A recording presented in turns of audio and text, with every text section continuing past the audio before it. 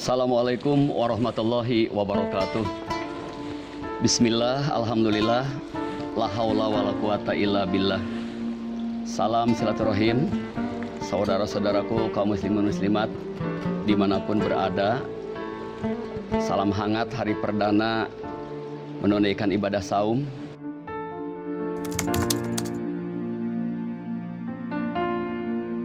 Soal taraweh itu kalau kita lihat posisinya, taraweh itu adalah hukumnya sunnah ya, salat sunnah.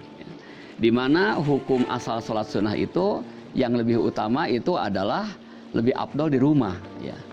Nah, fasolu ayuhan nas fi buyutikum, kata Rasulullah dalam hadis sahih Bukhari ya, bahwa salatlah kalian umat manusia ya, wahai manusia, salatlah kalian di rumah masing-masing ya. Kata Rasulullah, maka sesungguhnya salat paling utama adalah salat seseorang di rumahnya, kecuali salat fardu ya. Ini lebih utama untuk berjamaah. Kita rasa informasi ini sudah umum diketahui, akan tetapi ketika ada bagian lain yang senantiasa terkait dengan taraweh, secara historis dalam riwayat Siti Aisyah istri Nabi memberitahu bahwa Nabi memang melakukan taraweh ya, tetapi ketahuilah ternyata tarawehnya Nabi itu hanya dalam kisaran 2-3 malam saja di masjid ya. Di malam ketiga atau malam keempatnya dalam satu keterangan, ketika jamaah sudah menunggu ternyata Nabi tidak datang. Pada saat didapat keterangan dari Nabi bahwa ternyata Nabi khawatir kalau sholat tarawih itu kemudian dianggap sebagai sholat wajib, maka selanjutnya Nabi menunaikan sholat tarawih di rumah. Nah, inilah dua pilihan yang kemudian selanjutnya oleh para sahabat demi untuk mensupport masyarakat muslim, demi untuk kemudian memakmurkan masjid yang penuh berkah. Selanjutnya bagian dari perilaku Nabi di awal Ramadan, dan kemudian masyarakat oleh para ulama sudah dinyatakan tahu bahwa itu bukan wajib sebagai sunnah, maka sepanjang ini taraweh cukup kompak di masjid.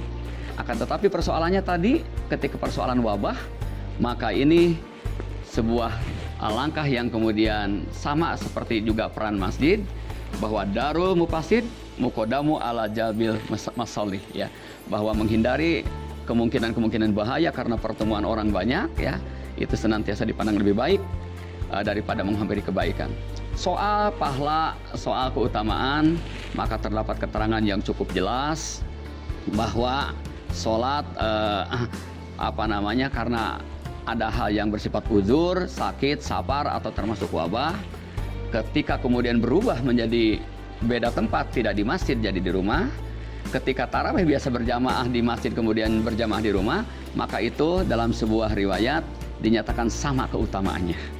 Nah, inilah yang jadi motivasi bagi semua kita. Mudah-mudahan semua kita dalam keikhlasan, dalam kelapangan hati dan kesabaran memahami akan kondisi, untuk senantiasa juga sebagai jawaban hadirnya pertolongan Allah antara taqarrub ilallah dimanapun berada, termasuk masjid itu juga semua hamparan bumi Allah itu adalah masjid ya, kecuali WC ya, toilet dan kuburan ya. Maka sholat di rumah pun di musola yang steril, yang bebas dari najis, itu pun juga sama sebagai sajadah yasjidu sujudan, atau masjid sebagai tempat untuk aktivitas sholat. Demikian, mudah-mudahan jadi motivasi bagi semua kita di ibadah Ramadan hari perdana untuk kemudian terus siklusnya meningkat, agar kemudian kita seiring dengan semangat surat Al-Baqarah 183, ya ayyuhallazina amanu kutiba alaikumusiyam kama kutiba alal ladzina min qablikum la'allakum tattaqun. Ujung akhirnya dari saum kita, dari ibadah aneka kebaikan sosial kita, semoga kita semua tercatat menjadi orang yang la'allakum tattaqun, yang takwa, yang dimuliakan Allah Subhanahu wa taala. Terima kasih, semoga bermanfaat. Billahi taufiq wal hidayah.